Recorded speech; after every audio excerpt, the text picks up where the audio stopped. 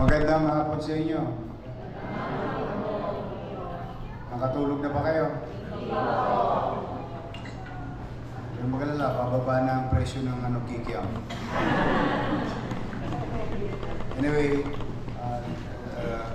welcome to Bulwagan, Maynila. And I would like to recognize the presence of our Director of Manila Social Welfare Development, Director J. De La Puente here. And the presence of the Commission on Human Rights, Maria Victoria S. Diaz, Child Rights Center, Human Rights Center, Management Office. Si Ma'am Maria.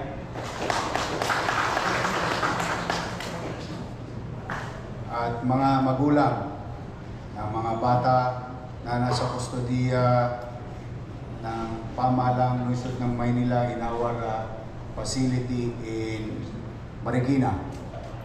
Kumain na ba kayo? Huwag kayo maglala, hindi kayo nag-iisa. Ito na kumakain kayo ng pangumaga. Well, kamusta kayo? Okay lang po. Sino ang taga Maynila? Taas ang kamay. Sino ang taga ibang syudad? Akalain nyo dumayo pa mga anak nyo dito. Alam ninyo, sa totoo, magbasa ho kayo ng mga commentaries ng taong bayan. Lalo na sa mga taga-lungsod. Because I owe it to them. Galit na galit ang taong bayan sa ginawa ng mga anak ninyo. Whether, hindi ko alam kung nakiusyoso lang sila doon, may napapanood ako sa inyo na bumili lang ng damit, tapos yung pala, o nahila ng barkada, o na-inspire sa panawagan ng isang influencer, pero yung influencer na yun, iniwan na yung anak nyo. Yung anak nyo nasa kulungan, yung anak ninyo, kustudiyan ng pulis, pero yung influencer, una pang nagtatago. Hanggang ngayon, hinahanap siya ng alagad ng batas dahil isa siya sa pinailan ng kaso. Alam mo, naalala ko nung araw, talagang sinabi ng teacher ko sa law school, mahirap mamuhay bilang isang baboy ramo sa gitna ng kagubatan. Ibig sabihin, wala kang kapanatagan. Ako'y magulang din. May mga anak din akong minor de edad. Sa panahon ng teknolohiya at kasalukuyan, sa dami ng access ng bata sa komunikasyon o visual presentation, napapanood, the tendency of our kids is to be persuaded by some people. Hindi mo naman masisi, minsan aspiration sa kanila, minsan inspiration sa kanila. Talagang ganun ang bata. Lalo't minor de edad. Ang malungkot bilang isang magulang, kahit na gustuin mong bantayan 24 oras ang anak mo, pag napariwara, ikaw lang ang lumuluha. And I've been telling this many times because my mother told me this. Nanay ko nagturo sa akin ito. Alam niyo naman, kung ang tawag sa mga anak niyo geng-geng, ang tawag sa amin is squatter. Mas maganda lang pakinggan yung geng-geng. Pero ang tawag sa amin nung araw, is squatter. Pero may binilin sa akin ng nanay ko. Ang sabi ng nanay ko, hindi ka makakapamili ng magulang at mga kaanak sa mundo. Pero pwede ka makapamili ng kaibigan. Sabihin, May mga magulang na maaaring iilan, pariwara sa kanilang anak. But generally, ang magulang, ipinagmamalasakit niya ang kanyang anak. Kahit na minsan naliligaw ng landas, ang unang umuunawa, magulang. In fact, nalulungkot ako dahil isa sa mga magulang ay umiiyak ngayon. Dala na, as you heard yesterday, your city government delivered justice to the victim of stabbing. A 15-year-old boy was stabbed. The situation and the suspect, buti na lamang, sumurrender at tinarap ko naman sa taong bayan. At siya ay nananagot ngayon sa kanyang bagay na ginawa. Mahirap maging magulang. Wala nga yatang perfect rule how to be top-notcher parent. Wala akong perfecto talaga. Masakit. Kung umiiyak yung magulang sa biktima, umiiyak din yung mga anak ng suspect. Nawalan sila ng ama. Hindi na nila makakapili. Yung nanay naman, umiiyak dahil nawalan siya ng anak na hindi na rin niya makakapili. So yan ang malungkot na sitwasyon. Bakit ba tayo nagkaganito lahat? Ito naman may punot dulo eh. Bakit tayo nagkaganito lahat? Dala ng galit ng taong bayan sa ginawa ng mga politiko sa kaban ng bayan. In fact, if I may borrow the statement of the President Bongbong Marcos, ano sabi niya? Kung ako'y hindi presidente ngayon, kasama niyo rin ako sa kalsada. Ibig sabihin, galit din siya sa nangyari. Kung siya galit, lalo siguro ordinaryong tao. Kasi, ito random check. Taas ang kamay ng galit sa nangyayari sa ating bansa. See? Lahat tayo. Kasama ko. Kaya lamang, hindi natin pwedeng ilagay ang batas sa ating kamay. Wala tayong magagawa. Tumatakbo tayong gobyerno, may mga karapatan ng tao, at yun patuloy natin igagalang. Ito ang ating kasama. I think they've seen me since July 1 when I assume I try to protect the rights of any suspect except those who surrender to be, makita yung mukha niya. Kasi sumurrender na siya. Sabihin, inaako niya na.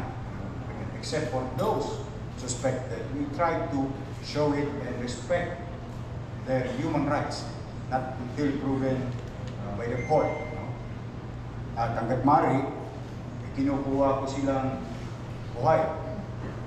At hayaan ko ang musgado ang magdesisyon kung sino ang may sala o wala. That is a firm belief of mine. Hindi ako ang musgado. Ang trabaho ko to enforce, ipatupad ang kaayusan, kalinisan, pagkakapantay-pantay ng karapatan ng tao. Kung may karapatan tayong magreklamo, wala naman tayong karapatan manggulo at mamerwisyo ng kapwa natin tao at mamamayan. And what your children did, whether you accept it or not, whether you blame others or not, still, they are minors. It is our responsibility as parents. Malungkot. Buti na lang, masipag magpakain to sa anak mo. Pinagluluto pa kayo ng pamalan. Unprecedented. Sa buong buhay ko sa gobyerno, ngayon lang ako nakahuli ng 200 tao in one city. And it takes process, it takes time to process it. diligently because ayoko talagang nag-aakusa ng walang sapat na ebidensya. Kasi mahirap. Alam mo, Ma'am Victoria, I think my teacher taught me very well when he said, di bali makapagpalaya na ako at magkamali ang gobyerno ng 99 na tao may kasalanan kaysa magkamali ako na mag-akusa sa isang tao walang kasalanan. Tama ba yun? Binuro sa akin ng teacher.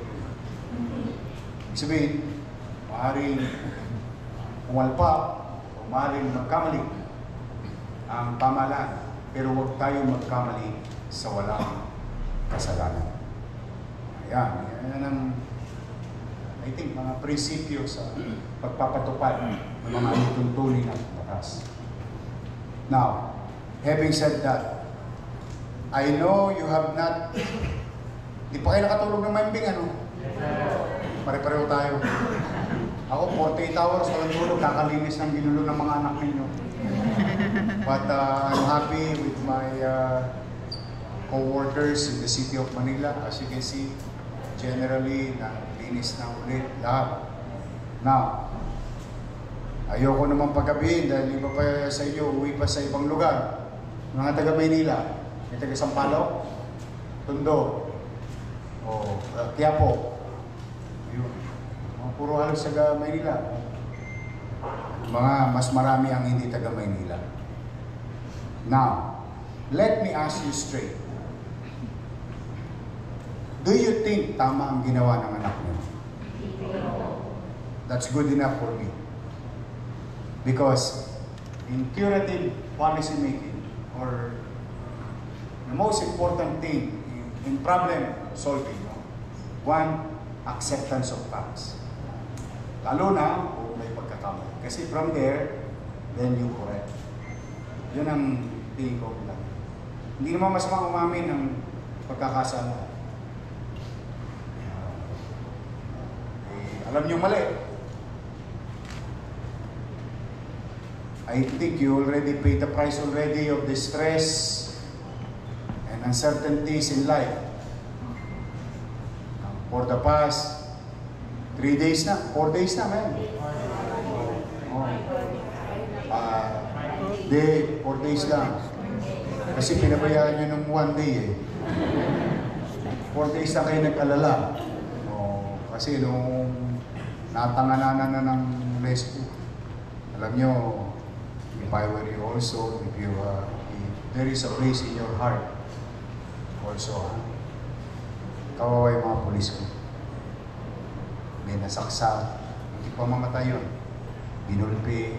They have also rights. They have also kids. May anak din sila. May asawa din sila. They're just doing their job. They may not like or not like the orders, but they have to follow what katulad ko. Dapat akong gawin. Ano sinabi ko sa inyo? Walang iyakan, ha? Dahil yun talaga kailangan kong gawin. Kasi obligasyon ko yun sa mamamayan ng Maynila. Obligasyon ko yun.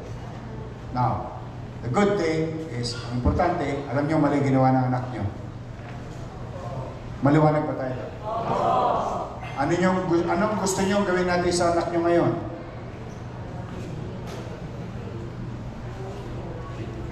Makasama niyo na? Gusto niyo na makasama? Itatali niyo sa pose ng bahay niyo? Sorry, Maria Victoria. Kasi yung tatay ko nung araw, tinali ako sa poste ng bahay ng nanay. Tinali ako sa poste. Kulit mo, ha? Tinanday na ako para kulit ko kasi. Kids. O, iti pagpasalamat nyo sa Diyos. Babasahin ko lang, ha? Opisyal. Kasi katulad na nabanggit ko kanina, ayaw kong papanghimasukan ang magiging desisyon ng husgado o judicial process. Ayaw ko talaga. Huli ko, gagawin ko yung trabaho ko, hayaan ko silang gawin nila ang trabaho nila. And I would like to inform all of you parents here. 47 lang ang nagki-claim sa 55. Okay lang po. Ha? 48. 48. 48 na. Yes, sir. Pwede may pito pa. Meron ba, sir? Mayor, yung iba may mga bulto. Eh, sana umabot sila. Eh, kasi magkakasunduan pa tayo mamaya. Steady lang kayo sa gateway. Basta ito, gusto ko lang malaman ninyo, and I wanted to put it on record. The Office of the City Prosecutor, September 24, said to the Station Commander, Manila Police District, DI, District Investigation, Detective Management Division, Crime Investigation Section, General Assignment Investigation. Sir, this refers to your complaint that you have filed with the office of this office on September 24, 2005 against, hindi ko napapangalanan, minor de edad yung mga anak nyo. And so on and so forth, XXX, John Doe's, and Mary. For violation of BP 880, Article 146, illegal assembly, Article 148, and Article 327 of the Revised Penal Code. It appears that all respondents in your complaint, name, are children in conflict with the law, or CICL. They being minors, 16, 17 years old respectively, hence, he, she, they, should be proceeded against in accordance with the provision of Republic Act 9344, the Juvenile Justice and Welfare Act, as amended by RA 10630. This office, however, regrets, napakaswerte nyo, to inform you that it cannot, at the moment, accept and docket your complaint against the said CICL.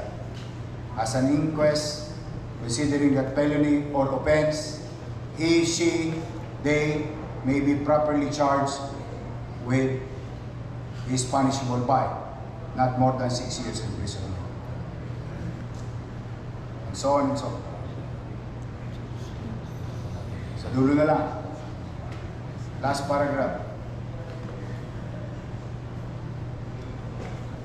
You are instead hereby advised to repair and bring the case of the said CICL to the Manila Department of Social Welfare for its appropriate action pursuant to revised implementing rules and regulation of RA 9344 as amended by RA 10630.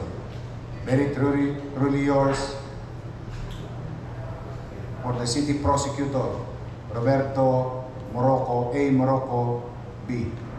Senior Assistant City Prosecutor, Officer in Charge. Ano po ang ibig sabihin nun? Para mas maunawa natin. Ipinaubaya, ibinabalik sa amin ng cargo para sa mga anak ninyo. Now we have an option.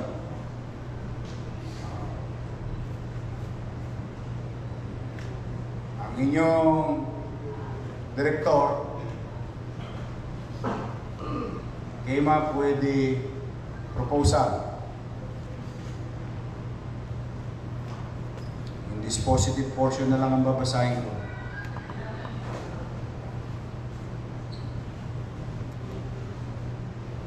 Totoo kaya to? The parents of the said 55 CICLs temporarily sheltered at MBDC have ardently expressed their sincere desire for the return of their respective children's custody to their parental control and voice their willingness to voluntarily abide, comply, and conform with the diversion contract pursuant to RA 9344 as amended by RA number 10630. They pledge. Totoo ba to? Baka pasumpa-sumpa na kayo. They pledge and undertake to join and actively participate with their children in undergoing the necessary community service as part of rehabilitation and reintegration programs of the diversion process, more particularly with the ongoing cleanup drive of the city government of Manila. The undersigned respectfully recommends favorable consideration and submit the matter to the discretion of His Honor the Mayor Francisco Isko Moreno M. Dumagoso, signed J.R. De La Puente, City Government Department Head 3 of the Manila Social Welfare.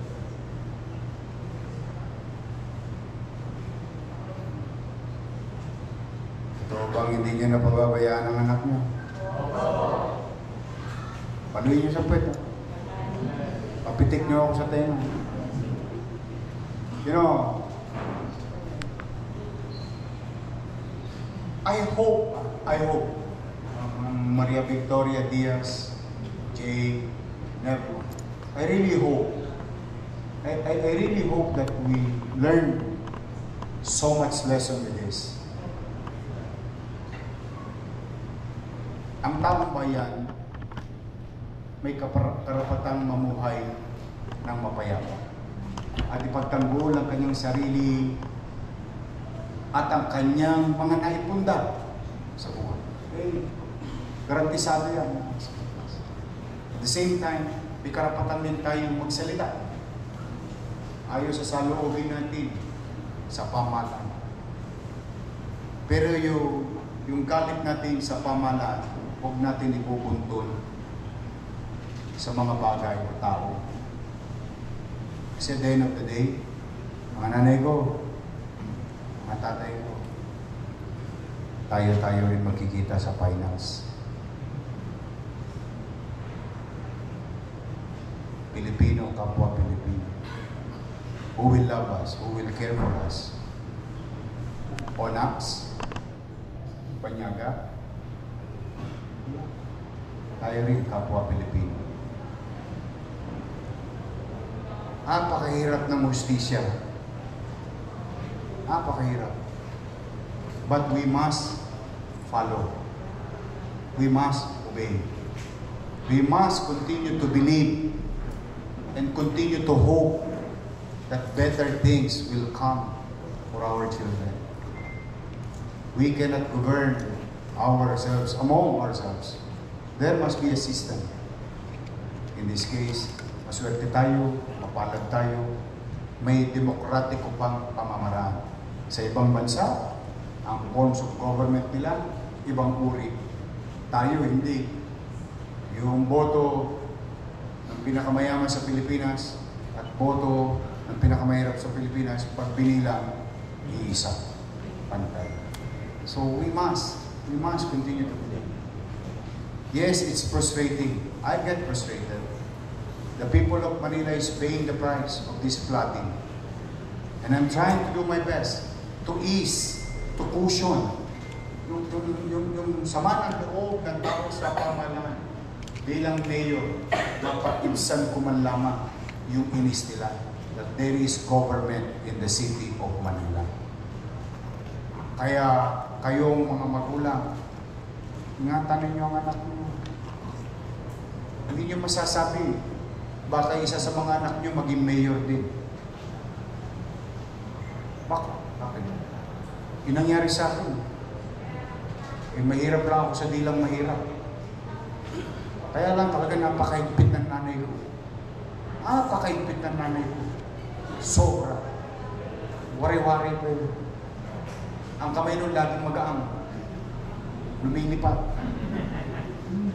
Hanger. I'm not saying hangirin ninyo, but those were in the 80s. That's how we were brought up. We are afraid and respect our parents. We respect our parents. Sa mga bata na nanonood, mahalin ninyo ang magulang ninyo. 4 na araw ang pag-aaral.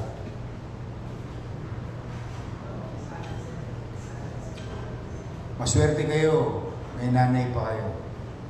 Maswerte kayo, may tatay pa kayo. Pag nawala na ang tatay ninyo, nawala na ang nanay ninyo, hindi nyo marirealize yung sinasabi ko. Ako, ulila na.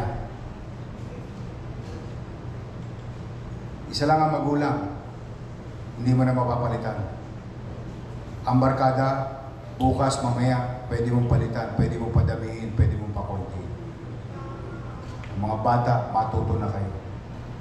Walang masamang mag-adapt sa teknolohiya. Walang masamang mag-adapt sa mga gawain. But never ever forget that you are Filipino. And we, as Filipino, as a matter of culture and heritage, magalang tayo sa ating magulang. Yun ang huwag niyong iibahin. Hindi sa makabagong mundo, katulad sa kanila, iba ang kultura nila. Tayo may paggalang sa matanda. That's who we are being Filipino. Yan, para sa mga bata. So mga nanay, tatay, tutulungan niyo ba ako? We. Maglilinis kayo ng Maynila? Talagang ang magulang lahat gagawin para sa anak niya. Ayan, mga bata. Ang nanay. Tatay. Mga mother mo. I want you to join us and help us to make Manila pleasant. We are an old city, but we can make it pleasant and safe for panatag pamumuhay. So, from now on, you will coordinate with the Manila Development Social Welfare. Paano pag hindi kayo taga Manila? Babalik pa ba kayo dito? Yes po. Oo, kailangan niyo bumalik kasi kailangan pirmahan ni Jay. Kundi ma-uuyo yung mga anak niyo. To the people of Manila, rest assured, those who are of age are now being prosecuted. Para lang sa kapanatagan ng aking mga kababayan sa lungsod. Pinapapanagot yung mga taong sapat at gusto sa gulang. O kayong mga minor de edad,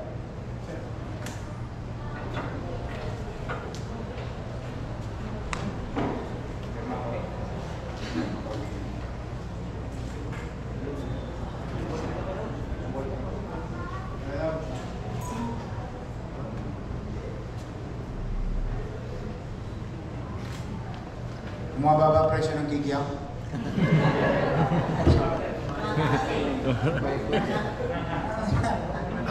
Yung stoplight na walang Kikiam. kamalay-malay. Fishball.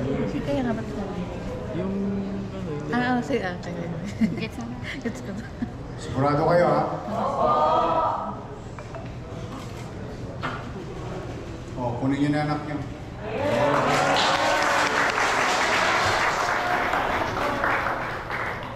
Ingat kayo. Kausapin niyo na maigi. I know, it's hard. But, there is no harm. You tried 4 days. Yan, na-achieve nyo ngayon. Wala pa 10 minutes. Ha? Iingat kayo. At hindi araw-araw Pasko. You have to be really careful. Ha? Ingat kayo. Mag-uusap kayo nila, Jay. Paano yung pupunin yung mga asabs? On the way na mga bata. Nauna mo yung desisyon ko, ha? Mag-ingat kayo. Salamat kayo kay Mama Victoria Diaz.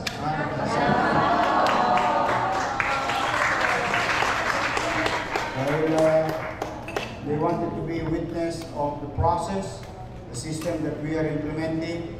And I want them, wala naman kami kinupubli sa kanila rito.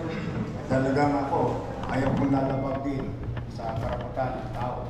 So I want them to be here also, that you will see. At as a father of the city,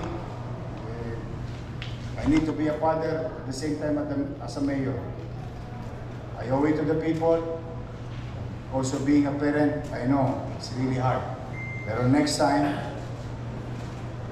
wala na yan, magiging recidivist na yung mga anak nyo. Iba na yan, ibang usapan na yan. Ha? Sige, sa mga may senior ba sa inyo dito? I love you. Mga spoiled sa akin yan, mga senior citizen. Sige, mag-ingat kayo ha. And God bless you and your children. Thank you.